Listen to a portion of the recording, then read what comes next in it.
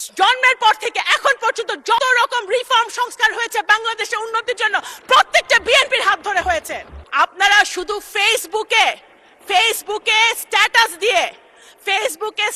দিয়ে ভাইরাল হওয়ার জন্য বড় বড় কথা বলে পলিটিক্স হয় না। মাননীয় স্পিকার, আমি প্রথমেই মহান আল্লাহ তাআলাকে স্মরণ করছি। আমার নির্বাচনী এলাকা নগরকান্দা সালতাবাসীকে স্মরণ করছি। শহীদ রাষ্ট্রপতি জিয়াউর রহমান, যিনি স্বাধীনতার ঘোষণা দিয়েছেন, মুক্তিযুদ্ধ করেছেন, আমাদেরকে একটি স্বাধীন বাংলাদেশ দিয়েছেন, ওনাকে স্মরণ করছি। আমাদের গণতন্ত্রের মাতা দেশনেত্রী বেগম খালেদা জিয়াকে স্মরণ করছি। মাননীয় স্পিকার, আমি আপনাকেও ধন্যবাদ জানাতে চাই। দেশ ও জাতি আজকে গর্বিত যে একজন বীর মুক্তিযোদ্ধা আজকে স্পিকারের আসনে বসে আছে। আমরা আজকে গর্বিত। আমি মাননীয় সংসদ নেতা, দেশের প্রধানমন্ত্রী জনাব তারেক রহমানকে ধন্যবাদ জানাতে চাই। মাননীয় স্পিকার, আমাদের দেশের একটা দুর্ভাগ্য হলো আমরা দেখেছি রাজনৈতিক দলের নেতারা বা নেত্রীরা ইতিহাস লিখতে চায়। যখন আমরা ইতিহাস লেখার চেষ্টা করি, যেমন আমরা দেখেছি গত ফ্যাসিবাদ আওয়ামী লীগ সরকার নিজের আপন মনের মাধুরী মিশিয়ে ইতিহাস বিকৃত করেছিল, সেই ইতিহাস যখন আমরা লিখতে চাই তখন আমরা আপন মনের মাধুরী মিশিয়ে ইতিহাস লেখার চেষ্টা করি। আমি মনে করি বাংলাদেশের ইতিহাস, মুক্তিযুদ্ধের ইতিহাসবিদদের লেখা উচিত। তাহলে বোঝা যাবে কার কখন কিভাবে কোন সময় কোন ভূমিকা ছিল। রাষ্ট্রপতির ভাষণ, কোন রাষ্ট্রপতির ভাষণ? রাষ্ট্রপতি সেই রাষ্ট্রপতি যে রাষ্ট্রপতি আমাদের জুলাই যোদ্ধারা যারা শহীদ হয়েছেন, যাদের রক্ত দিয়েছেন 17 বছর ধরে, যে সকল বিএনপির নেতাকর্মীরা প্রাণ দিয়েছে, গুম হয়েছে, খুন হয়েছে, তাদের রক্তের বিনিময়ে আমরা যে 5ই আগস্ট পেয়েছিলাম, তারপরে যে ইন্টারিম সরকার এসেছিল ডক্টর ইউনূসের নেতৃত্বে, সেই সরকার যেই রাষ্ট্রপতি শপথ পড়িয়েছিলেন সেই রাষ্ট্রপতির ভাষণ, এবং সেই সরকারে আমাদের যারা এখানে সামনে বসে আছে আমার ছোট ভাইরা, তারাও ওই সরকারের সদস্য ছিলেন। যদি রাষ্ট্রপতি অবৈধ হয়, যদি রাষ্ট্রপতির ভাষণ অবৈধ হয়, তাহলে তৎকালীন সরকারও কিন্তু অবৈধ হয় নাকি সেটা ভেবে দেখতে হবে। কোন রাষ্ট্রপতি? সেই রাষ্ট্রপতি যেই রাষ্ট্রপতি এই মজলুম, আজকে আমাদের মাননীয় বিরোধী দলের নেতা উনি সবসময় একটি কথা বলেন যে এই সংসদ মজলুমদের সংসদ। সত্য কথা, 100% সত্য কথা।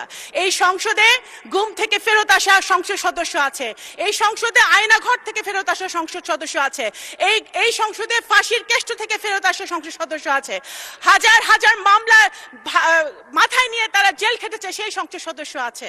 সুতরাং এই ইটস এ ইউনিক পার্লামেন্ট। অবশ্যই এই মজলুম কারা আমাদেরকে মজলুম বানিয়েছিল?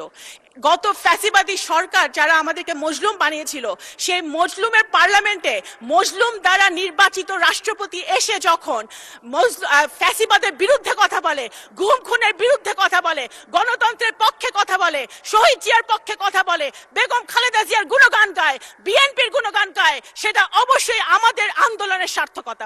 মাননীয় স্পিকার, এখন আপনারা বললেন ভাই, এখন বিএনপি এমন একটি রাজনৈতিক দল মাননীয় স্পিকার, যেই দলের উপরে বাংলাদেশের জনগণের আশা ভরসা। সুতরাং বিএনপিকে ক্রিটিসাইজ হবে সেটা আমরা জানি। বিএনপি এমন একটি দল যেই দলের নেতাকর্মীরা সেই দলের নেত্রীর মতো আপোষহীন হয়ে একদিনের জন্য আইডেন্টিটি গোপন করে রাজনীতি করে নাই। এই দলের নেতাকর্মীরা ধানের শীষের ব্যাজ লাগিয়ে শহীদ জিয়া, তারেক রহমান, খালেদা জিয়া টি শার্ট পরে তারা গুলি খেয়েছে, টিয়ার গ্যাস খেয়েছে, জেলে গিয়েছে। তারা পথ গোপন করে অন্য দলে থেকে রাজনীতি করার চেষ্টা করে নাই। মাননীয় স্পিকার, আমাদের বিএনপি সেই দল, শহীদ রাষ্ট্রপতি জিয়াউর রহমানের দল, যিনি দেশের ডেভেলপমেন্টের জন্য কখনো আন্তর্জাতিক জাতীয় কারোর সাথে আপোষ করেন নাই। বেগম খালেদা জিয়ার দল, যিনি দেশের গণতন্ত্রের জন্য, স্বাধীনতা সার্বভৌমত্বের জন্য কারোর সাথে আপোষ করে নাই। এই দলের হাজার হাজার নেতাকর্মী জান দিয়েছে, প্রাণ দিয়েছে, ভবিষ্যতেও জান দিবে, প্রাণ দিবে। জুলাই সনদ, অনেক কথা হয়েছে জুলাই সনদ নিয়ে মাননীয় স্পিকার। জুলাই সনদ, অবশ্যই বিএনপিকে জুলাই সনদ নিয়ে বলে কোনো লাভ নাই। জুলাই সনদ মানে কি? একটা রিফর্ম, বাংলাদেশের রিফর্ম, নতুন প্রজন্মের জন্য রিফর্ম, সংস্কার। আপনি যদি ইতিহাস দেখেন, বাংলাদেশ জাতীয়তাবাদী দল বাংলাদেশে একটি মাত্র দল যে বাংলাদেশের জন্মের পর থেকে এখন পর্যন্ত যত রকম রিফর্ম সংস্কার হয়েছে বাংলাদেশের উন্নতির জন্য, প্রত্যেকটা বিএনপির হাত ধরে হয়েছে। খাল খনন, গার্মেন্টস শিল্প, পার্লামেন্টারি ডেমোক্রেসি, তত্ত্বাবধায়ক সরকার থেকে শুরু করে নারী শিক্ষা, সবকিছুর পিছনে ছিল বিএনপির হাত, দেশনেত্রী বেগম খালেদা জিয়া এবং শহীদ জিয়ার হাত। এবং এখন যেটা হচ্ছে reform, family card, farmers card, আমাদের নতুন প্রজন্মের জন্য কাজ, এই সব কিছুই হচ্ছে জনাব তারেক রহমান বিএনপির হাত দিয়ে, যেটার আপনারাও সুফল পাবেন ইনশাল্লাহ বিরোধী দলের নেতৃবৃন্দ। সুতরাং বিএনপিকে জুলাই সনদ বাস্তবায়ন হবে না সেটা বলে লাভ নেই। বিএনপির হাত দিয়ে জুলাই সনদ বাস্তবায়ন হবে ইনশাল্লাহ। এবং মাননীয় স্পিকার, শুধু এই যে সকল অন্যায়, অত্যাচার, অবিচার বাংলাদেশের মাটিতে হয়েছে, জুলাই অভ্যুত্থানে যারা শহীদ হয়েছে, আমাদের যারা গুম হয়েছে, যারা খুন হয়েছে, তাদের বিচারও বিএনপির হাত দিয়ে হবে ইনশাল্লাহ বাংলাদেশের মাটিতে। মাননীয় স্পিকার, আমরা খুশি, আমি ব্যক্তিগতভাবে, আমি একজন রাজনৈতিক কর্মী হিসেবে খুশি হয়েছিলাম যখন আমাদের দেশের ছেলেমেয়েরা মাঠে নেমেছিল কোটার আন্দোলনে, একটা ইস্যুকে কেন্দ্র করে, দেশকে ভালোবেসে।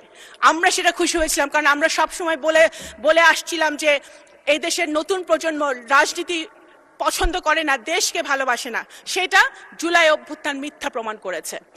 কিন্তু আমরা এটাও দেখেছি জুলাই অভ্যুত্থানের পরে, 5ই আগস্টের পরে যে সরকার গঠিত হয়েছে, সেই সরকারে আমাদের যারা নবীনরা ছিলেন, আমাদের ভাইরা ছিলেন, তাদের বিরুদ্ধেও আনফরচুনেটলি গত 1.5 বছরে দুর্নীতির অভিযোগ উঠেছে। এটা কিন্তু মাননীয় স্পিকার, যখন আমরা নতুন বাংলাদেশের কথা বলি, নতুন অভ্যুত্থানের কথা বলি, নতুন প্রজন্মের কথা বলি, তখন আমরা এই জিনিসটা আশা করি না। আপনারা শুধু ফেসবুকে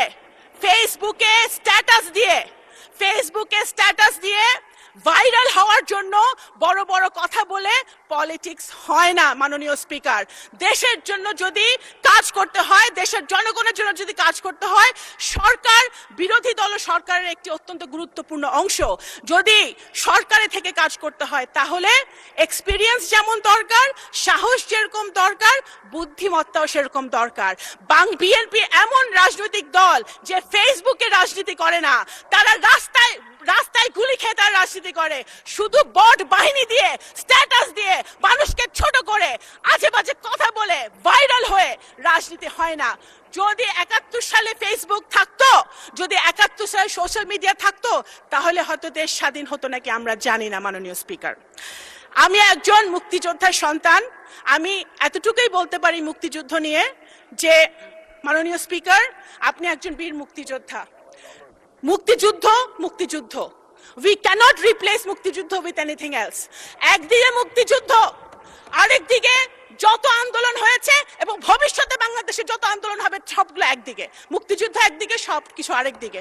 মুক্তিযুদ্ধকে এবং আমি একজন মুক্তিযোদ্ধার সন্তান হিসেবে বলছি, এবং আমি রিলেট করি। আমার সামনে বসে আছে যারা, নাহিদ বসে আছে, আমাদের হাসনাত বসে আছে, যারা মাননীয় সংসদ সদস্যরা বসে আছে, আই এম সরি, আমি ওদের সেন্টিমেন্টকে আমি রিলেট করি। আমরাও চাই আমাদের সন্তানরাও, আমিও চাই যে আমাদের সন্তানরা একটি নতুন বাংলাদেশে বসবাস করুক, যেই বাংলাদেশে আইনের শাসন থাকবে, খুনের বিচার হবে, ন্যায় বিচার প্রতিষ্ঠা হবে, বাংলাদেশ গুণগতভাবে উন্নয়নের শিখরে উঠবে। সেটা ইনশাল্লাহ আমরা যদি ঐক্যবদ্ধ থাকি, কাদা ছড়াছড়ি না করি, আমাদের এই পার্লামেন্ট থেকে ইনশাল্লাহ সূচনা হবে ইনশাল্লাহ। আসসালামু আলাইকুম, ধন্যবাদ মাননীয় স্পিকার।